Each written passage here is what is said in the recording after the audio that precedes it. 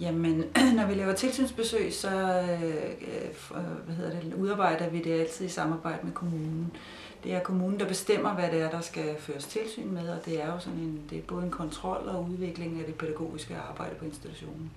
Men vi synes altid, at der er 2 områder, man altid skal ind og kigge på, og det handler om inddragelse, og det handler om magtanvendelse.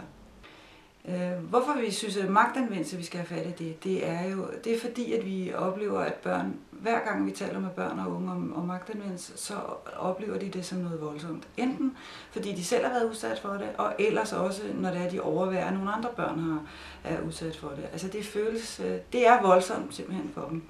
Så det er jo dels selvfølgelig børns oplevelse af det, og så er det ligesom den alvorlighed, institutionen tager omkring de her magtanvendelser. For enhver institution vil jo sige, at vi har ikke flere magtanvendelser, end det er nødvendigt at have. Men vi har erfaring for, at når man arbejder altså alvorligt og seriøst i samarbejde med en kommune om det, så kan man rent faktisk få nedbragt antallet af det. Ved at have seriøsitet omkring det, at overvejelser til institutionen, om kunne de få fat i nogle andre pædagogiske metoder til det her barn, eller altså arbejde seriøst med det, så har vi set, at det kan nedbringe antallet af magtanvendelser. Jamen, vi tænker her i CAFA, altså dels det her område med inddragelse er altid vigtigt.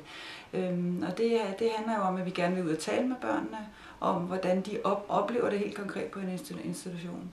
Og det kan fx være sådan noget med, at institutionen siger, at vi har børnemøder, og når vi så går ud og taler med børnene, så kan det godt være, at de har en oplevelse af, at det er længe siden, der har været et børnemøde, eller de slet ikke oplever, at de har været med til nogle børnemøder.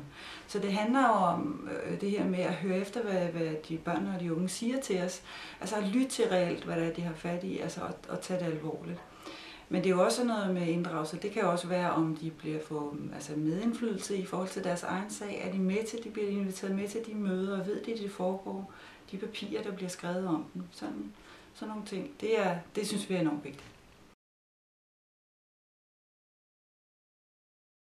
I hvert fald kan man jo sige, at det er en problematik, som vi tit har debatter omkring, både med institutioner og opholdssteder.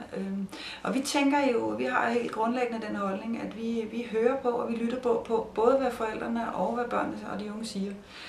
Og vi skriver ned, hvad de siger, og prøver at referere det loyalt. Selvfølgelig anonymiseret, så det enkelte barn ikke bliver udstillet, kan man sige, at det er han eller hun, der har udtalt det. Og så bringer vi det videre til institutionen, og så prøver vi jo ligesom at se, er der sammenhæng mellem, hvad børnene siger, hvad forældrene siger, og hvad institutionen selv siger om det pågældende emne. Så vi tænker i udgangspunktet, at det er den oplevelse, den barnet og den unge har af en situation.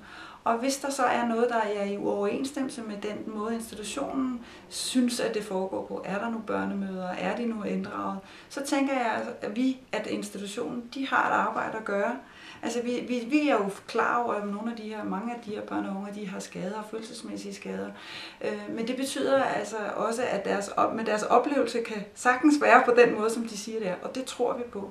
Så institutionen har et arbejde at gøre, hvis barnet og nogen siger, at jeg ikke har været med i det møde, og institutionen siger, at det har de, så har de et arbejde at gøre i forhold til det barn eller den unge.